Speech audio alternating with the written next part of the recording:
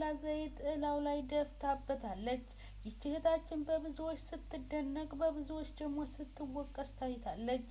ሁለተኛዋ ሴት ደግሞ በውጭ ሀገር ባሏ ሁለተኛ ሚስት በማግባቱ ለምን አልነገረኝም ብላ እንግዲህ በተኛበት ስጋውን ቆራርጣ የረመዳን እንግዲህ ጾም ላይ ስለነበር ስጋውንም ለምግብነት ተጠቅመዋለች። በጣም ይዘገንናል፣ ለማውራትም ይቀፋል። በሶሻል ሚዲያ ላይ እየተዘዋወረ ይገኛል። ይህች እህታችን ለጎረቤት ሳይቀርም የባሏን ስጋ ቆራርጣ ማፍጠሪያ አድርገዋለች ተብሎ ተስተውሏል። ይሄ ነገር እንግዲህ በጣም ያሳዝናልም ይገርማልም። ይህን ያህል ጭካኔ ሴቶች ከየት አመጡት? ጅማሬው ግን የወንዶች ነው።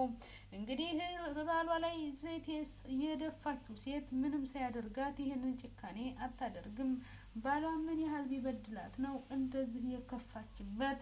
እንግዲህ ባልየው ከዚህ በፊት እንደሚታወቀው በጣም እንግዲህ ሃይማኖቱን የሚቀያየር በስተመጨረሻም የወጣበትን ሃይማኖት የሚያጥላላ አምላክን የሚሳደብ ሰው ነው።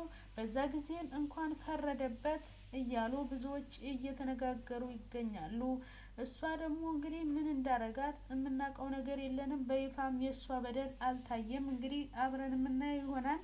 ሆኖም ግን ያው ሰው ሴቶች አለ ምክንያት ምንም ነገር ሊያረጉ አይችሉም። ወንዶች ሴቶችን ከማበሳጨት ብትቆጠቡ ደህና ነው። እንግዲህ ዝምተኛ ሰው ሲነሳ ከባድ ነው። በጣም ያሳዝናል። ይሄ ነገር እንግዲህ ምን እያስከተለ ነው? እስከዛሬ በሴቶች ላይ ወንዶች የሚያደርጉት ጥቃት ነበር በሁሉም ቦታ እየታየ የሚገኘው። አሲድ በመድፋት ገሎ በመቅበር ብዙ ነገር እያረጉ ወንዶች እንግዲህ ሴቶችን ሲያሰቃዩቸው በማህበራዊ ድረገጽ ስናይ ነበር። አሁን ላይ ግን ሴቶች ጀምረዋል። ታዲያ ስለምን ነው ሴቶችን የምናበረታታው? ሴቶች ሳይነኩ አይነኩም። ሆኖም ግን እንደዚህ አይነት ስራ በፈጣሪ ዘንድ ግን አይፈቀድም። ምንም ቢያናድዳት ባሏ ላይ ይሄንን ግፍ መፈጸም የለባትም። የሰው ልጅ ይግባባል፣ ካልተግባባ ደግሞ በሰላም መለየት ወይም ወደ ህግ መሄድ አለ። ይህን ያህል ጭካኔ ግን ለትውልዱ ባናስተምረው ብዬ ነው እኔ የማስበው ማለት ነው። እንግዲህ የዛችኛዋ የሁለተኛዋ ሴት ደግሞ በጣም ይዘገንናል።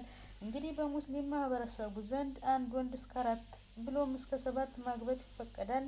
ግን ያ የሚፈቀደው ግዴታ ቢሆንም አብዛኞቹ ሴቶች ፍቃደኛ ባይሆኑም ምንም አያመጡም እየተባለ ወንዶቹ ሊነግሯቸውና ሊያማክሯቸው ስለማይፈልጉ ግን ምን አገባሽ በማለት እንግዲህ ያን ነገር ሲያደርጉ ሴቶች ደግሞ በቀላቸውን ቀጥለዋል ማለት ነው። ስለዚህ ከመሞት መሰንበት ይሻላል። እንጠንቀቅ። ማህበራዊ ድረገጽ ላይ ብዙ ወንዶች እየፈሩ ታይቷል። እኔ የሚያገባሁት 2 ነው፣ አንዷን ልፍታ፣ 3ኛም አስቤያለሁ እያሉ እንግዲህ ወንዶች በፍራቻ እያየናቸው ነው። ለማንኛውም ነገር ሴቶችም ቢሆን የበደላችሁን ወንድ ወደ ህግ አቅርቡ እንጂ ይህን ያህል በደል ባታደርሱ ደስ ይለናል። ነገሩ ያስተማሯቸው ወንዶች ናቸው። ጭካኔን፣ በቀልን፣ አረመኔነትን ሴቶች የተማሩት ከወንዶች ነው እና ስለዚህ በማንኛውም ቦታ የሰውን ልጅ ሰው ባይገለው ብዬ አስባለሁ። ህግም ነው መሄድ ያለብን ወይም ደግሞ ፈጣሪ የእጁን ይሰጠዋል። ከዛ ሰው ካልተስማማን በሰላም መለያየት ነው እና ነገ ጠዋት ይቺ ሴትዮ ልጆች አሏት። ልጆቿ አባት ላይ እንደዚህ አድርጋ ልጆቿ ምን ልትላቸው ነው? ነገ ለታሪክ የምናስቀምጥለት ወይ ለልጆቻችን የምንነግራቸውም ነገር አሳፋሪ ከመሆኑም ዘግናኝ ከመሆኑም በፈጣሪም ዘንድ ቁጣና እንግዲህ ኃጢአት ስለሆነ ይሄን ነገር ባናደርገው ብዬ ነው እኔ የማስበው። ደጋፊ ነኝ አልልም እና ስለዚህ እሰይ ደግ አደረገች የምትሉ ሰዎች ቆም ብላችሁ አስቡ። ትውልዱ ምን ይማራል? ለልጆቿ ሴትዮ አባታችሁ እንዲያረኩ ብላ ነው የምታስተላልፈው። እኔ እዚህ ደጋፊ አይደለሁም። በቃ የሰው ልጅ ያጠፋል፣ መቀጣት አለበት። ሴትም ሆነ ወንድ በህግ ቢቀጣ ብዬ ነው የማስበው እና ስለዚህ በህግ እንዲቀጣ ማድረግ እንችላለን። መለየት አለ። ብዙ መፍትሄዎች እያሉ ሞት ላይ ወይም የሰው ልጅ እንደዚህ ማድረግ አሁን ይሄ ሰውዬ ብድር ልመልስ ካለ አጸፋው ከባድ ነው ማለት መሞት ይሻላል። እንደዚህ የሞተው አንዴ ሞቷል። በህይወት ያለው ዘይት የተደፋበት ሰውዬ ግን አስባችሁታል? እና ስለዚህ ነገ ጠዋትም ትሳደድ የባሰ ስቃይ ውስጥ ከምትገባ ወደ ህግ አካል ብትሄድ ብዬ ነው የማስበው። እና ለማንኛውም ነገር ጋይስ እናንተስ ምን ትላላችሁ? እንግዲህ ደግ አደረገች ከሚሉት ወገን ናችሁ? አይ እኛ ተሱ ወገን አንሆንም ነው ያላ ያላችሁት?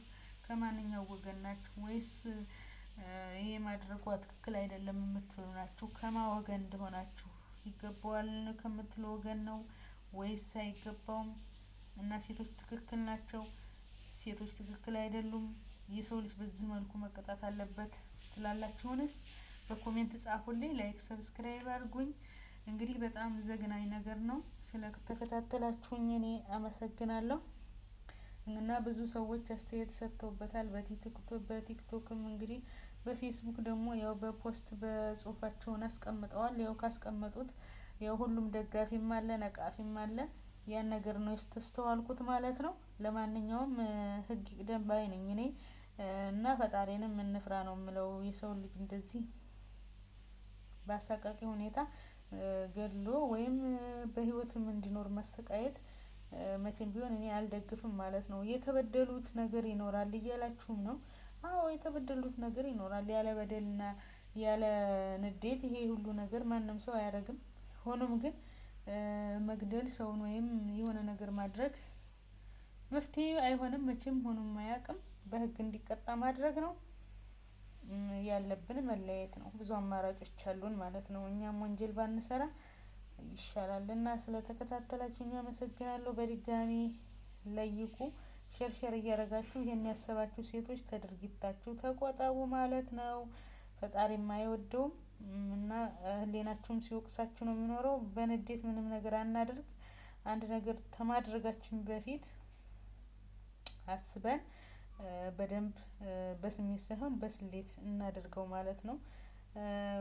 ባይ እና ኮሜንት ላይ ሀሳባችሁን መጻፍ ትችላላችሁ። እና በስሜት ምንም ነገር አናድርግ እንረጋጋ ብዬ ነው የማስበው።